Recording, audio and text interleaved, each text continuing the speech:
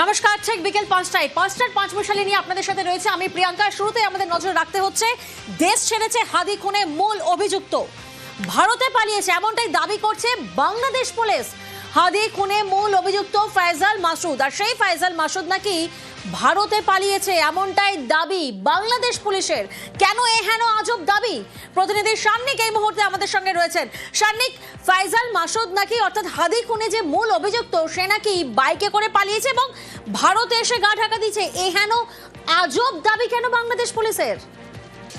দেখো, এর মধ্যে আমরা দেখেছি বাংলাদেশের ছাত্রনেতা ওসমান হাদির মৃত্যু 18 তারিখে হওয়ার পরে তারপর থেকে কিন্তু বাংলাদেশ অশান্ত হয়ে উঠেছে এবং বিভিন্ন মহল থেকে বারংবার একদিকে অন্তর্বর্তীকালীন সরকারকে সেখান থেকে পদত্যাগ করার দাবি বাংলাদেশের জনতার তরফে করা হচ্ছে, ঠিক তার পাশাপাশি সেখানকার আইন শৃঙ্খলা পরিস্থিতিরও অবনতি হচ্ছে। তাই এই পরিস্থিতি মোকাবিলা করার জন্য ওসমান হাদির মৃত্যু সম্পর্কে পুলিশ কতটা তদন্ত করেছে সেই নিয়ে একটা আপডেট দেওয়ার প্রয়োজন ছিল এবং সেই আপডেটের নামেই মূলত এই তথ্য বর্তমানে দেয়া হচ্ছে বলে আপাতত মনে করা হচ্ছে। যেটা সেখানকার পুলিশ জানিয়েছে, অর্থাৎ ঢাকা মেট্রোপলিটন পুলিশ যেমনটা জানিয়েছে যে এই ফয়সাল মাসুদ সে ভারতে পালিয়েছে মূলত মেঘালয় সীমান্ত দিয়ে, তার বাকি যারা সঙ্গী ছিল তাদের সঙ্গেই সে পালিয়েছে বলে এমনটাই কিন্তু সেখানকার পুলিশ দাবি করেছে।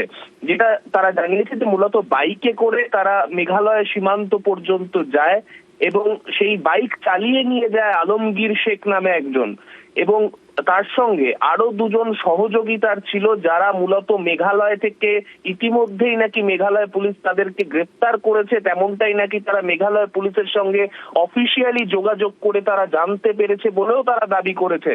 অর্থাৎ ভারতেই গা ঢাকা দিয়ে রয়েছে ওসমান হাদি খুনে মূল অভিযুক্ত ফয়সাল মাসুদ। এই কথা বলেই আপাতত তারা সেখানকার মানুষের যে ক্ষোভ, সেই ক্ষোভ দমন করার একটা তারা চেষ্টা চালাচ্ছে, তা কিন্তু স্পষ্ট। বেশ। পল্টন থানাস্থ বিজয়নগর বক্স কালভার্ট এলাকায় মোটরসাইকেল আরোহী দুর্বৃত্তের গুলিতে ইনকিলাব মঞ্চের মুখপাত্র জনাব শরীফ উসমান বিন হাদি গুলিবিদ্ধ হন। 18 ডিসেম্বর তিনি শাহাদাত বরণ করেন। ঘটনাস্থলে উপস্থিত ব্যক্তিদের দেওয়া তথ্য, সিসিটিভি ফুটেজ বিশ্লেষণ, ওপেন সোর্স ইন্টেলিজেন্স এবং তথ্য প্রযুক্তির সহায়তায় ঘটনার দিনই শুটার ফয়সাল করিম মাসুদ ওরফে দাউদ ওরফে রাহুল এবং তার সহায়তাকারী মোটরসাইকেল চালক মোহাম্মদ আলমগীর শেখকে শনাক্ত করা হয়। ঘটনাটি তাদের পূর্ব পরিকল্পিত ছিল।